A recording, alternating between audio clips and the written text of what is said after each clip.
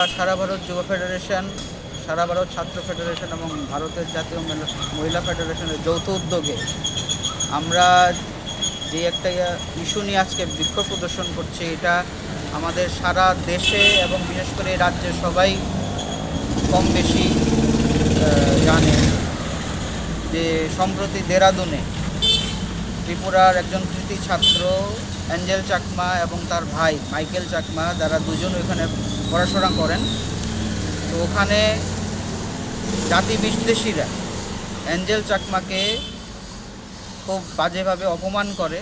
তখন সে তার প্রতিবাদ করে এবং সেই প্রতিবাদ করার ফলে তাকে নির্মমভাবে মারা হয়, ছুরিকাঘাত করা হয়। তার জন্য তাকে হসপিটালে ভর্তি করা হয়, শেষ পর্যন্ত সে মৃত্যুবরণ করে।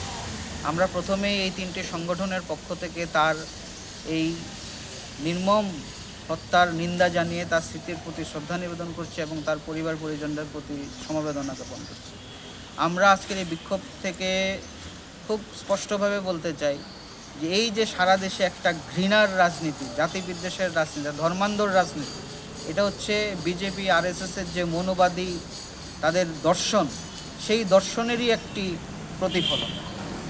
এবং আমরা লক্ষ্য করছি এটা তো শুধু একটি অ্যাঞ্জেল চাকমার ঘটনা নয়, সারা দেশেই আরএসএস বিজেপি বিভিন্নভাবে ঘৃণা ছড়াচ্ছে, মানুষে মানুষে হিংসা বিদ্বেষ, তার দর্শনটাকে এমনভাবে মানুষের মধ্যে ছড়িয়ে দিচ্ছে যে আমরা লক্ষ্য করছি যে ধর্মের নামে, জাতির নামে আজকাল সারা দেশেই একটি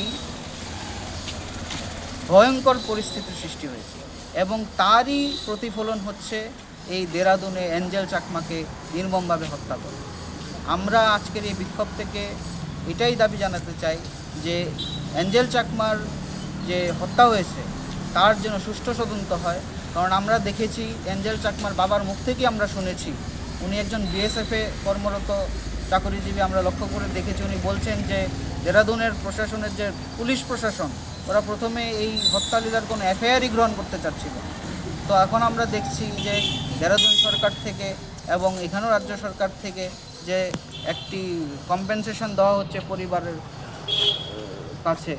আমরা বলতে চাই যে কম্পেনসেশন তো একটা শুধুমাত্র লোক দেখানো জিনিস, কিন্তু আসল যে এই যে জাতিবিদ্বেষ, হিংসা, ধর্মান্ধ, এই যে একটা রাজনীতি, এটার মূল যে রুটটা, এই মূল বীজকে উপড়ে ফেলতে হবে।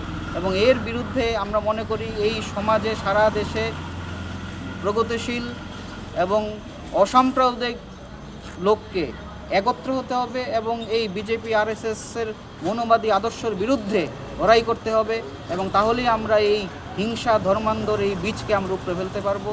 এবং এই বিক্ষোভ প্রদর্শন থেকে আমি অ্যাঞ্জেল চাকমার যে হত্যা হয়েছে এই ঘটনার সুষ্ঠু তদন্ত করে যারা হত্যাকারী তাদের জন্য দৃষ্টান্তমূলক শাস্তি দেওয়া হয়, এর দাবি জানাচ্ছি।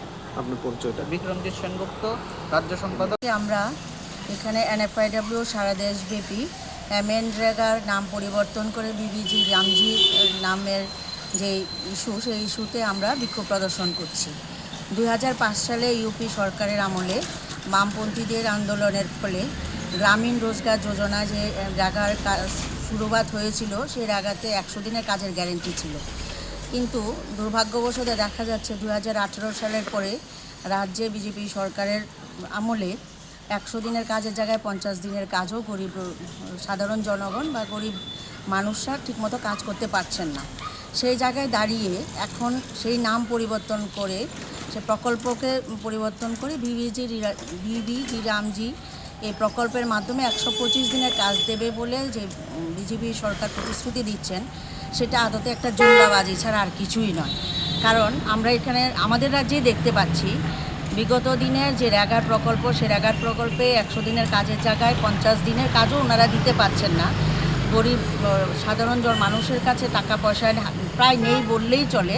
সেই জায়গায় দাঁড়িয়ে 50 দিনের কাজ না দিয়ে 125 দিনের কাজ দেওয়া হবে, সেটা টোটালি ভাওতাবাজি ছাড়া আর কি হতে পারে। এটা পুরোটাই জুমলাবাজি। কারণ আমরা যেরকম দেখেছিলাম বছরে 2 লাখ বেকারের চাকরি হবে, আরও বিভিন্ন উজ্জ্বলা গ্যাসের মাধ্যমে মানুষের উপকৃত হবেন, কতটা উপকৃত হতে পেরেছেন, কতজন বেকার চাকরি পেয়েছেন। ঠিক তেমনি এগুলো যেমন জুমলাবাজি ছিল, এটাও তেমন জুমলাবাজি। তাই আমরা বিবিজি রামজির এই প্রকল্পকে প্রত্যাহার করে আমরা রেগার প্রকল্পই চালু করা হোক, আগের মতো থাকুক সেই আশা রেখে আমরা আজকে বিক্ষোভ প্রদর্শন করছি।